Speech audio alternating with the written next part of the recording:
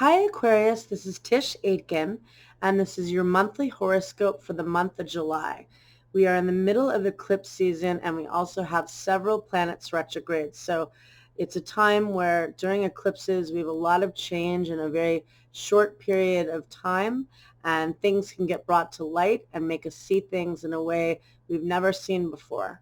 And yet we also have several planets retrograde, and many are returning to certain situations. They're reconnecting with people and with projects. Some places are reopening slowly. We're all in a very much a retrograde period and a reflective period, yet we're also having to initiate a lot of change because there are several planets in cardinal signs. Saturn briefly entered your sign on March 23rd, and it left, or it leaves, on July 1st.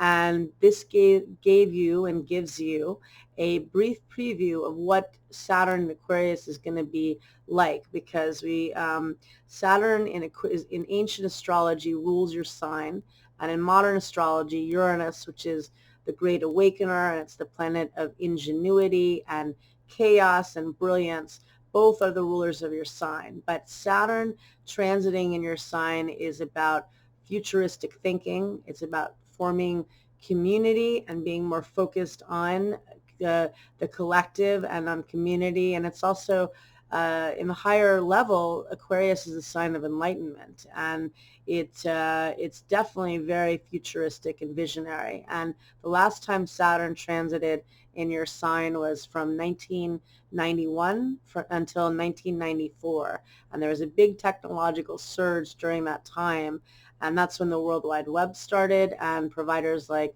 AOL and Prodigy and some of the early ones that gave us a prelude to social media and all the good and the bad that comes with technology and social media, the alienation and the isolation which we've been seeing and really experiencing since Saturn entered your sign, because that was implemented in the middle of March, or depending on where you live. But certainly it seems, though, in a way, we've been so disconnected for a long time, and yet many were connecting in much more meaningful ways. And I've been seeing this in so many ways, and also experiencing it. But it also has been helpful in this time of limitations, which is the Capricorn story.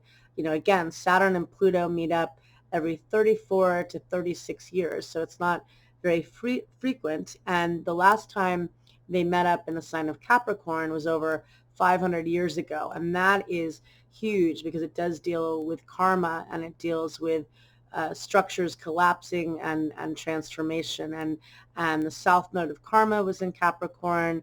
Jupiter, which is the planet of expansion and abundance, was really magnifying and expanding this narrative for all of us. And at the time that they met up in the skies, the sun was in Capricorn, bringing it to light, and Mercury was translating that story. And for you, all of that Capricorn falls in the 12th house of the subconscious, house of endings, the house of spirituality, the house of dreams. So you're in many ways experiencing endings and preparing for when Saturn re-enters your sign at the end of the year. And that will happen on December 17th.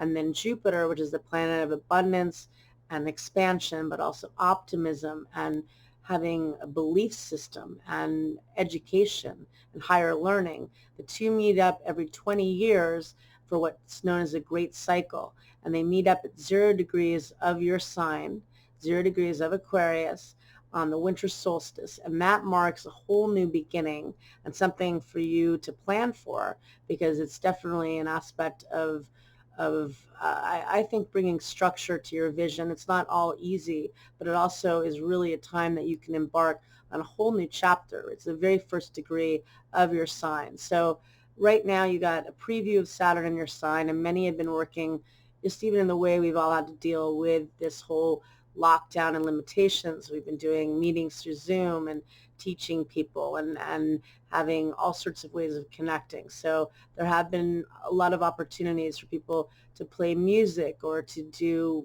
many different things in this difficult time. But we have to there's a lot more now that Saturn has re-entered, or re-enters Capricorn. We're not done with the Capricorn narrative, and there's a lot of cardinal energy, which helps us to move forward and to take action and to catalyze things. But again, all of this Capricorn in your 12th house could bring up a lot from your distant past. Again, there might be things that you haven't dealt with that come up and surface that just keep coming up in some way that you have to reconcile and should consider trying to deal with, whether it's something in your personal life or your professional life, or with habits that you don't like that you want to up level or change.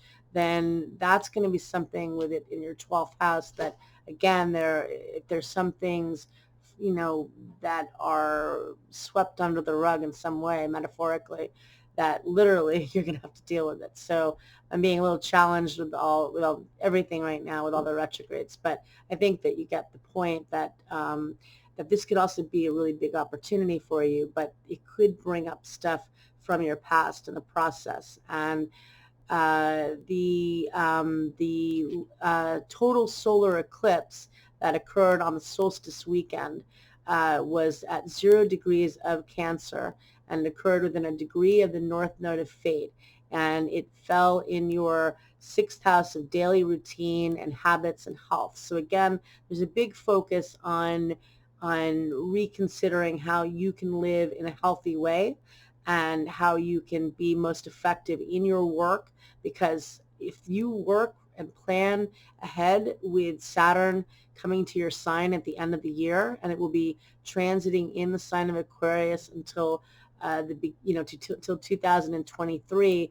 This is a big time in your life where there can be lifelong results or very long-term results from your hard work, from facing the things you need to commit to and build, and other areas that are more challenging that aren't pleasant, that you have to deal with. And that is true of any of us dealing with a Saturn cycle. And it's kind of like the whole world is dealing with a mass Saturn and a mass Pluto transit at the same time, and neither is easy. The Pluto transit is about letting go, and it's death and rebirth, but it's definitely experiencing death and loss and highly psychological issues, and that's what we're all dealing with on a global level. And so you, as the visionary, will help us to morph into this new world that we will rebuild, and the cardinal energy that's all lined up will help us as well. And we recently had Venus, the planet of love and beauty and what you value,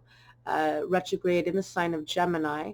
And Venus retrogrades every 18 months, and it retrogrades in the sign of Gemini every 8 years. And for you, it retrogrades when it's in Gemini in your house of romance and creativity and self-expression. So this could bring old, love affairs from the past, or old creative projects that maybe you have returned to or thought of returning to, old, artistic dreams of some sort. And Venus will be transiting in your house of creativity and romance until August 8th. So it's definitely a good time for meeting new people. Venus in Gemini is very social, so that's a helpful placement for having some fun in this difficult time, and definitely really good for creative projects. And the North Node of Fate entered Gemini on May 5th, and it's where the North Node is where we want to go towards,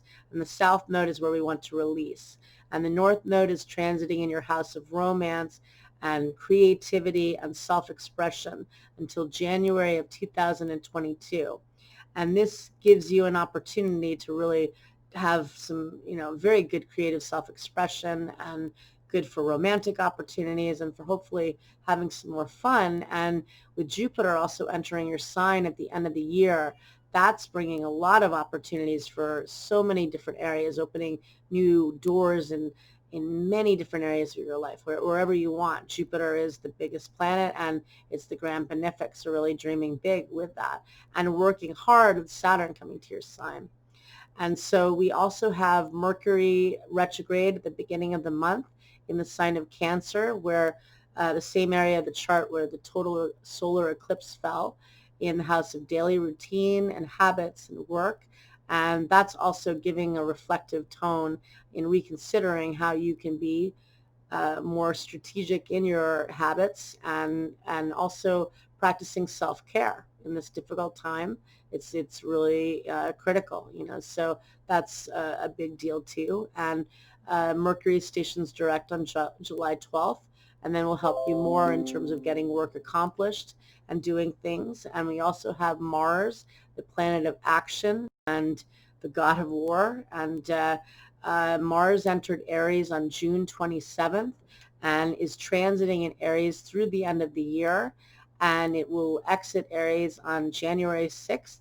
And for you, it's transiting in your third house of communication and thoughts and ideas. And it's an excellent time for doing all sorts of networking. And if you're thinking of pursuing new job opportunities, it's a good time in July and August to really get things lined up. It's going to be challenging in the sense that Mars in Aries, it's very, very strong there. It's the most powerful placement of Mars. So it's good for all of us for getting things done. And if we felt in some way in a haze with all this, retrograde energy and with the eclipses throwing us off track, well, Mars in Aries will definitely help us to move forward and to initiate change. But it also makes people really easily charged and triggered. So it's very fiery, and people are much more combative with Mars and Aries. And it also is going to clash with all the planets in Capricorn later in the summer, especially in August and September. We're going to feel that energy. But it's, for now,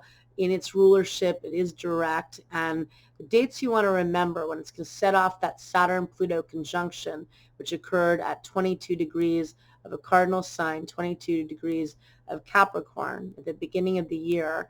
Mars will set that off on August 11th, so leading a couple of days leading before that, October 7th, and you'll feel that for a few days before, a few days after, and that's when Mars will be retrograde.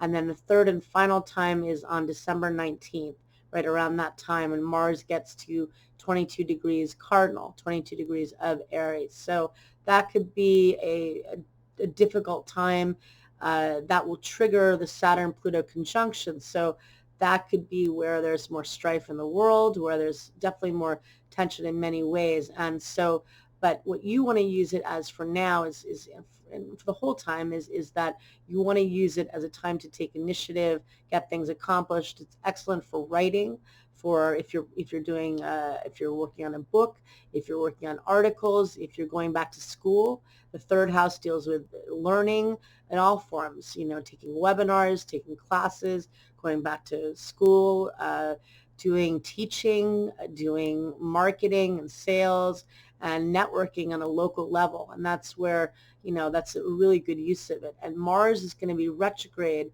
from September 9th until November 13th. So it's going to be in review period in that area of your chart at that time. So you really want to try to take initiative in, July and August. And it can be excellent for really making good connections. And the third and final eclipse occurs at 13 degrees of Capricorn. And again, that's in your house of endings. So certain things are definitely ending in your life this year. And there's a sense of, again, figuring out what your goals are, because the house of work is getting ignited by the solar eclipse. And there's going to be a second new moon that occurs in that house on July 20th, and that's going to occur at 28 degrees of Cancer in its rulership.